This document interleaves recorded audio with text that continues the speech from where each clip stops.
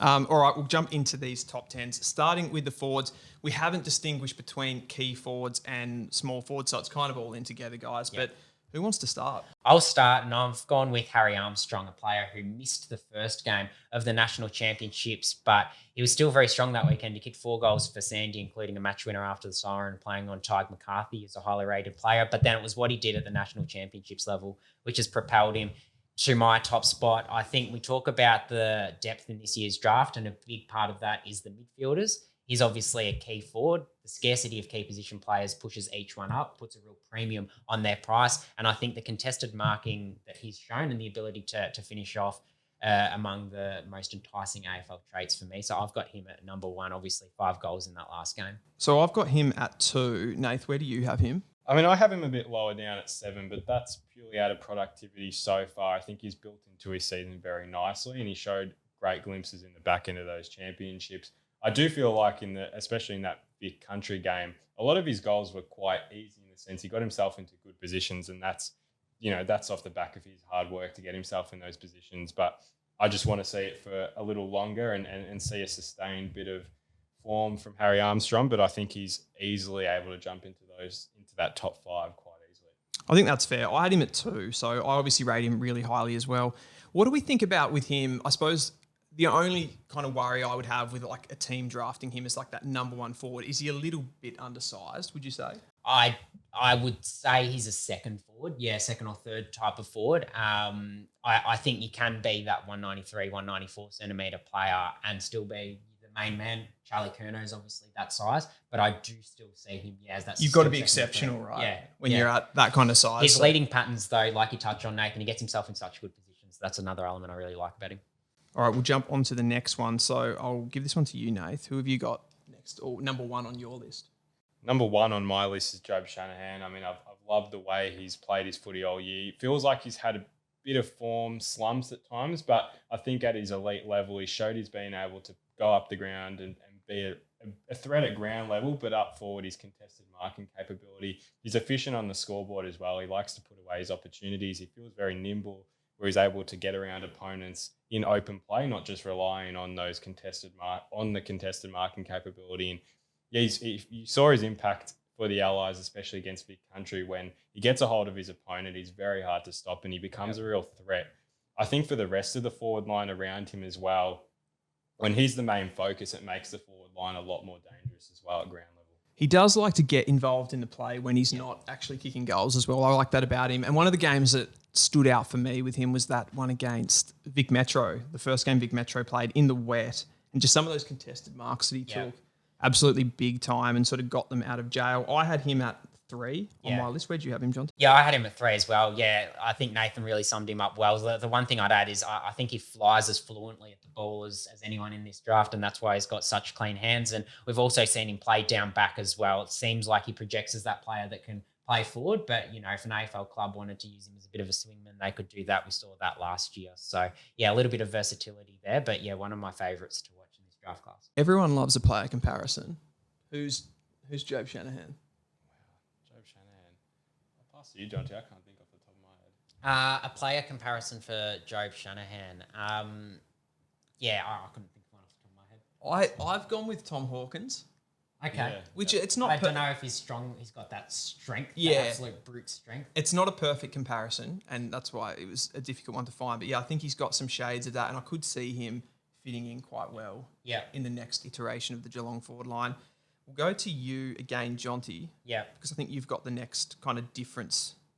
Yeah, well, number 1 was Armstrong for me, and I had Taj Otten at number 2. He's a really hard one to rank. Obviously, unfortunate ACL injury training at Haileybury College earlier in the year, so we're not going to see any more of him this season, and we didn't see any of him at Vic Metro level. But what we saw from him at the AFL Academy was really dynamic, and his first month for Sandy was really good. I know myself and Nathan have talked a lot in the last 12 months about wanting him to stand up and take the moments, because we know he really threatens to do that, and he has that real X factor, and he certainly did that for Sandy. He's got that real dynamism at ground level. He's got speed, athleticism, and he's really good above his head as well, can go into the midfield. Would you say that he's the most fun player to watch in this draft crop? Oh, he's definitely got X factor. I mean, there were a few occasions last year, the year before, he nearly took a few mark of the years. That's how Yeah. exciting he is. He just has that pizzazz about him that really he can turn it on within an instance, and that's the special thing about him.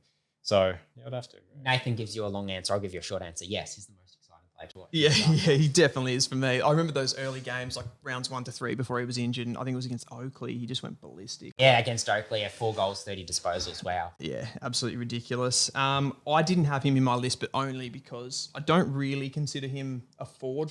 I'd say he's more of that hybrid, which I don't know where you obviously do see him. I see him projecting as a forward at the next level. Yeah, You do? Forward.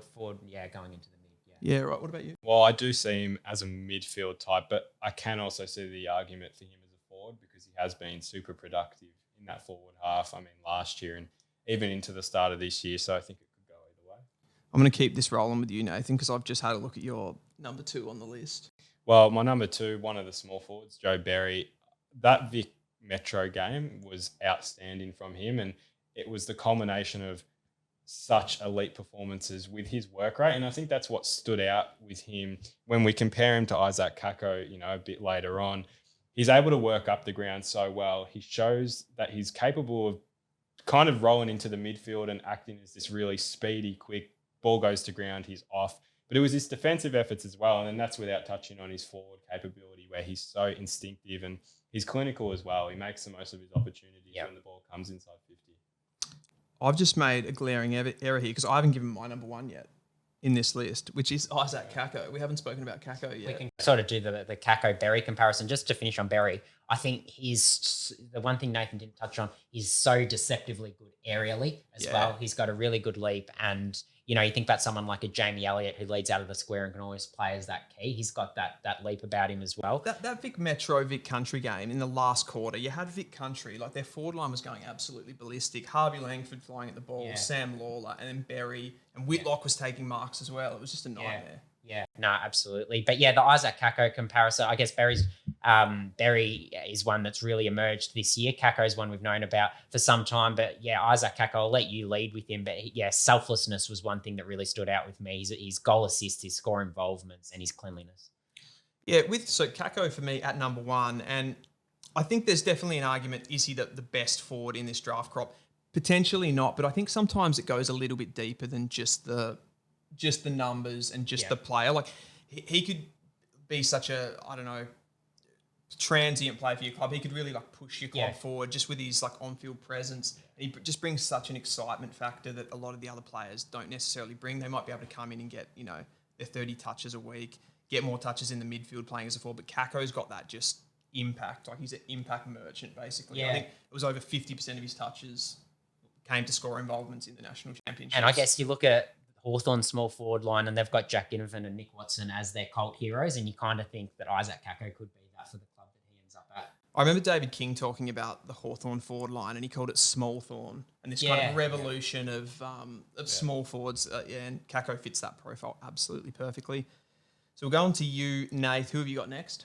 I've got Jonty Four at my number 4, which I feel like he could potentially surpass Job Shanahan given the back end of his year and how that pans out. But he's one that just has the stickiest hands in the competition with his marking capability. And he showed that in his bottom age year last year, where when he presents at the footy, he's going to take a good grab. And I feel like he has built on his efficiency as well. That was probably something that let him down in the back end of last season for the Rebels. But he came into the back end of the championships and he converted quite early and probably wanted a bit more impact out of that second game against Vic Metro, but we saw against Allies, he's so powerful, he's built that strength, and he converts now. So that's been a big element to his game, his attitude. Yeah, the thing I'll add about Jonty Four, I had him at number 8, and he hasn't really put a foot wrong since he's come back from injury.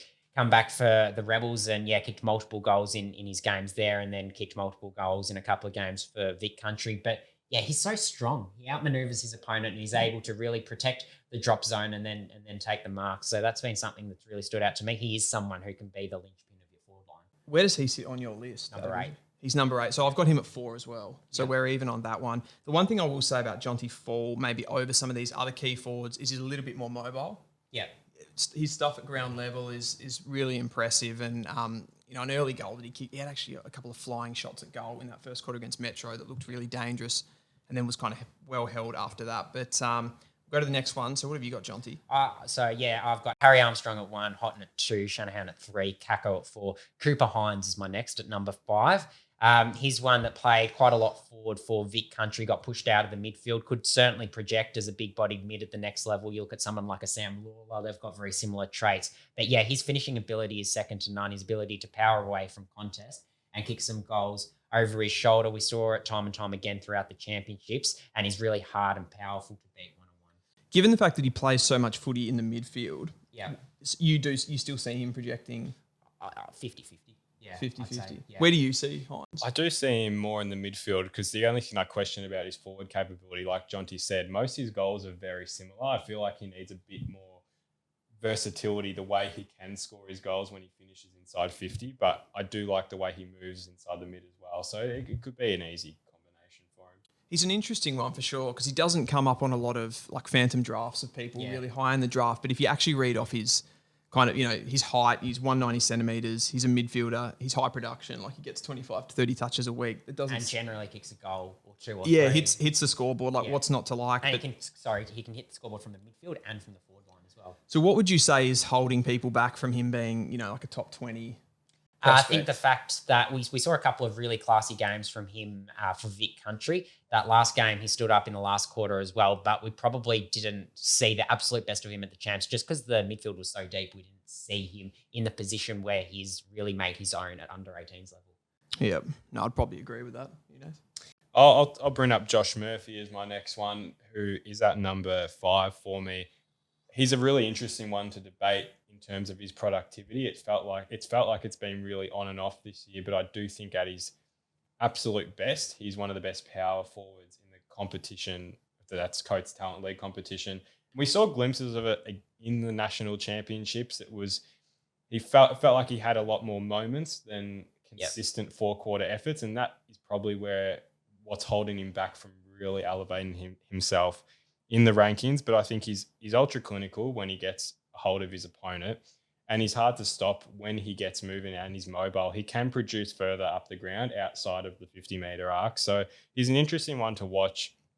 I think if he combines even a better 3-quarter effort, week in, week out, definitely elevates his chances to push a bit higher up.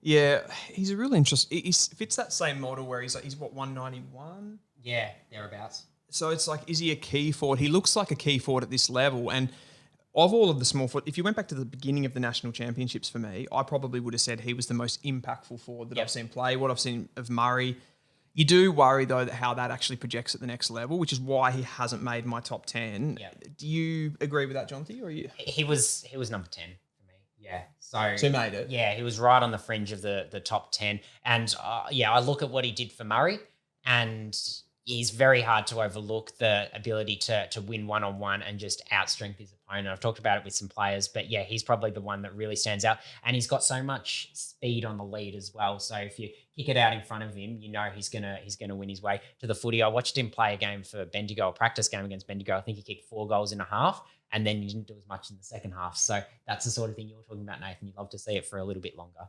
Is the projection, if you go to AFL level, is he something like a Cam Zurhaar? That's the perfect comparison, I'd say. Yeah, I agree with that. Nailed that one? I do like that. Yeah, nice. All right. Okay, we'll go to the next one. I'm kind of getting confused with the numbers here, guys, but I've got Jack Whitlock next, which comes in at 6 for me. Yep. So what do we think of Jack Whitlock? Yeah, I've got him at 6 as well. He's one that, again, similar where it feels like he's had a bit of clunkiness with form at times and that ability to really get a hold of his opponents. I do wish he was a bit more clinical in the champs to really assert himself on the scoreboard. That's probably what brings him back a little bit, because he's got that contested marking capability. We saw that. We did see that against Metro. He just wasn't able to convert, but he's done it all champs. He's become very mobile, can play at both ends if he wants to. So there's a lot to like about him, but this is with both the Whitlock twins. They're still very raw. You can see there's a lot of development left in them, but they've shown the fundamentals of, key forward movements and marking and all those type of things. Yeah. I think their productivity this year, speaking on Jack's, I had him at 7, has been a little bit lower than some of those other key forwards. But I think the frame that he's got to develop into and the way his body projects is probably gives him as high, if not a higher ceiling than all of the rest of them. So having him at 7 may be a little bit harsh, but yeah, the 2024 productivity is what brings him down, but he's really hard to stop when he gets a run and jump at it. Do you guys see him as a pure forward? I see him as a swingman, yeah. Swingman? Yeah. I Can you elaborate on that a little bit? I think he can, I definitely think he can go down back. Yeah, and okay. take some marks, yeah. I've even sort of questioned the idea that these two guys could play in the ruck a bit and be that sort of Tim English, wiry sort of running ruckman. Because they run really well. They do run well. They're pretty dexterous below their knees. And that's probably the other thing with Jack that I was really impressed with, just coming off that Vic Metro game, kind of that big time last quarter player. Yeah. I know he missed that set shot, which was an opportunity for him to seal the game, but he took some like really big clunks. Yeah. We talked about Harry Armstrong. Jack Whitlock was pretty good too inside that forward 50. Yeah, Jack Whitlock was probably the man for Vic Country. My next one, I guess the only other member of my top 10 I think that we haven't touched on is Tom Sims. And yeah, he comes in at 10 for me. The contested marking that he showed in the early part of the season was one thing, but it was against a couple of opponents, being Western and Oakley, that didn't have the key defenders of that calibre, to then come out and do it for Vic Metro and kick 3-3 in one of the games and be the real man inside 50 was really impressive. And he's got that athleticism to take a bit of a leap and get off the ground as well. I had this exact same thought about Sims. So I saw the Oakley game, the 7, which was amazing. And his agility and his leap that he's got for a 200 centimetre player is absolutely amazing. And when he takes those big pack marks, you go, wow, he's fun to watch.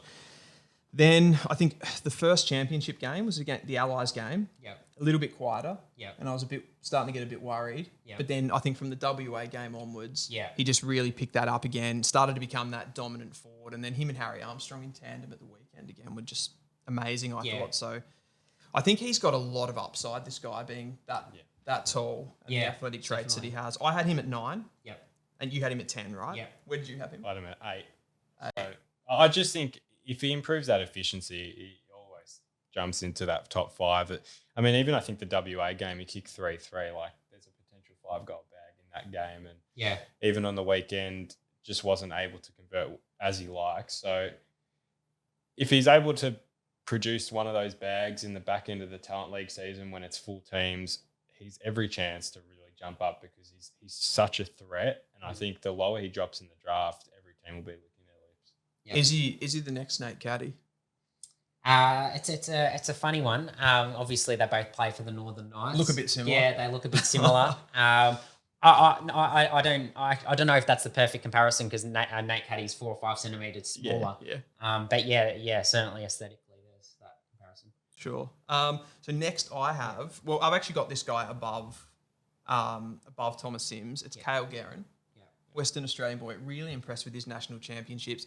He's got that aggressive nature. Yeah. I'm trying to think of a player that he sort of reminds me of, like maybe a little bit Tex Walker. Yeah. Just that attitudinal part of the game. And then he's got the athleticism to kind of go with it. He's got the footy skills as well, does a little bit of rucking. He's had some big numbers in the under-18 waffle games. Not as high standard as the national championships, but his champs was good as well. So Yeah, I didn't quite have him in my 10, but yeah, I can certainly see that those attributes would certainly lend themselves to the next level. I don't have him in my 10 either. I'd see him just outside.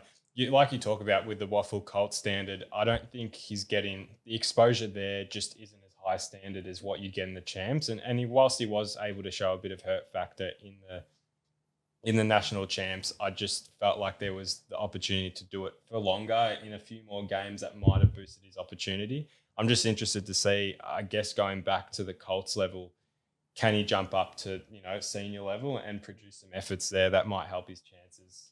I think the game that kind of put him majorly on the radar was that South Australia game, which kind of it came out of nowhere. That's still a little bit hard to explain, that game, isn't it? What they win by? 70? Fair bit. Fair bit, yeah. It's a bit inexplicable, that one. But we'll move on. And I've jumped another player here, so I've stuffed up the order. But I've got Jesse DeToley in before Cale Guerin. Yeah. At 6, is it? 7. You've got him at 7. I've got him at 7. Where do you guys see Jesse DeToley? I'll start. Yeah, he was number 11 for me and really harsh. For me, he was the best player not named in the under-18s All-Australian team. Absolutely outstanding carnival. he really threatened against WA, dynamic off that half forward line, and he's got so much X factor, so good above his head as well. To then go onto the wing in the last game, a position he's not familiar with, and get back defensively, take some of those intercept possessions, and then also be really an important part of the forward thrust that Metro had and provide that energy was really, really impressive. So I couldn't be more impressed with what I've seen from him. What are your thoughts on Zatoli? Yeah, interesting. I was a big fan last year. I wondered at the start of the year, has he carried over that form in his bottom age year? And I do think he's picked it up. And it's harsh to have him. He's my 11th/12th, just outside the top 10. He's dynamic, like Jonty said. He's got the X factor. What I love about him is how almost sneaky he can be in the forward line. There's so many times where he's able to get into pockets of space and no one will notice that he's there. And that's how he generates a lot of scoring involvements. And he naturally opens up forward lines. I think he's a valuable player you can't pass on. Form this year has been good at times, but I think overall you can't pass up on a bloke like that has so much raw talent. I think that's a really interesting point. And just the idea of the kind of the football smarts. Yeah. Because sometimes that's a little bit overlooked when we're talking about all these athletic traits, vertical jumping and height and all that stuff. And he's, 178 centimetres? 179, 179. So he's in that awkward height. And I suppose I'll throw this question out in that where does he project? The first time I ever saw him play, he was playing sort of half-back wing, I think, for the Northern Knights. It would have been more half-back, I think, because from what I've been told, he hadn't played wing before that last Metro game. So that's what's so impressive about what he was able to do there. But I see him projecting as a small forward. Yeah. Small forward. Yeah, small forward, small half forward. He's got those darts that he kicks inside 50. Yeah, he's inside 50 delivery. Yeah. There's a bit of Brian Myers about that. I'm not sure. I wouldn't say he plays like Brian Myers outside of that, but the kicking inside 50 is amazing. And I think he's, like, for me, he feels not too far behind Berry and Kako. Yeah. Even though, again, he hasn't been sort of appearing in those phantom drafts and stuff. So I'm a big fan of him. Guys, who do we miss? We'll go to Nathan. Who have we missed from you? We've talked about all of my players. Well, I'll just list off who I have left. I've got Archie Wicks and Malachi Champion. I guess Tyler Welsh is another in that conversation. All three have in common the X factor with them, and I'd probably have Archie Wicks at the top of that list when it comes to X factor. I actually think we should have a chat about Archie Wicks. Let's have a chat. Yeah. So I've got the player comparison. I think is perfect for Archie Wicks is Jake Stringer. He's someone who goes forward, really tough to beat one-on-one and powers away on a lead, can go into the midfield and provide a bit of energy and spark, and he's got that real X factor, and he produces big moments when the game's on the line, but probably hasn't produced it consistently enough, which is something that's probably plagued Jake Stringer, but one of the most exciting players to watch in the draft class. I guess the question with that comparison will just be, can Archie Wicks, as he develops and gets a bit older, can he get that kind of explosive, that absolute explosiveness? He does look like that sort of athlete. I actually think he projects as someone who's a bit stronger, that could become a bit stronger. Big tackle breaker sort of. Yeah. Yeah, I'd have to agree. I mean, it's just that wow factor sometimes. You watch him play and you're like, he's got that skill. We saw it late with that terrific mark. Yeah. It wasn't paid a mark against Vic Metro, and he's a game winner at his best, and I think that's what he's got to get to in the back end of the year is finding really consistent productivity, which he's started to build on pretty well. As the season overall in the Coates League and everything, do you think it's been a little bit, you would have expected a bit more? From Archie Wicks? Yeah, he's been interrupted by injury consistently across the last 12 to 18 months. He can't seem to escape it, or, glandular fever and these sorts of things. Yes, I did expect a little bit more from him productivity-wise, but I think in terms of the traits he needed to show that he can get to the next level, it's really hard to overlook him, and his contest stuff's really improving as well. He had glandular fever, did he, this year? I think it was last year. Yeah, okay. Yeah, that'll set you back. Yeah, battle a fair bit. For sure. So the last one I've got on my list is actually Hamish Davis. So I've got another WA boy in the top 10 here. I think he's been fantastic. Again, he's probably in that Josh Murphy size area where it's a bit of an awkward one. But one thing I've noticed with him, it's that ability to go into the midfield and play as that that big-bodied midfielder, the oversized player, contested ball winner. Not like his kicking could probably inside 50. Maybe he'd have to improve that to be able to play midfield at that level. But he's another one, real excitement factor. Goes inside forward 50, kicks 3 to 4 goals if he's in there. I think he's one that has the tricks you can't teach, and an AFL club would back their system to be able to clean up his deficiencies. So I think there's real scope with him, and he probably takes that Josh Murphy ability to take a mark and the Cooper Hines ability to go into the midfield. It does feel harsh on Josh Murphy though that I've got. he's probably gone out because of Hamish Davis, but yeah, it's a tough one between those two. Yeah, it certainly is. He had a big 40 possession game last week in the Waffle Colts, and it's that midfield craft, his stoppage craft, where he's able to read the ruck tap really well as well. That I like about him. He's got that natural burst, and it can it's skills that can translate quite easily to the next level, which I think is what is making him quite likable at the moment. I don't want to make this all about Josh Murphy because it's Hamish Davis's segment here, but is that probably a deficiency of, say, Josh Murphy, that he hasn't got that midfield? I haven't seen him play midfield. Is there any down the track? Is that possible? Whether it's a deficiency or he just hasn't been exposed to it as much. It's hard to say, but you would like to see him get exposed to it, show his cleanliness below his knees, and that ability to exploit a way that you assume he's got. Yeah. Yep. I guess one more player I just want to bring up is Josh Dolan. Probably didn't have the numbers he would have liked at the championship. Still think he played his role really well, and playing off high half forward, his ability to get up really high and be that real linking player was quite impressive. And I think he's one to really watch at Sandy level. His inside 50 kicking is terrific. Yeah, I've really liked him at Sandringham level. Yeah. Again, that kicking inside 50, plays that high half forward role really well. It's probably with him, it's just the size factor again. Like in the champs, the step up looked a little bit harder, but a really good player, had a good season so far. Have we got anyone else that we haven't touched upon? I think that just about wraps it up.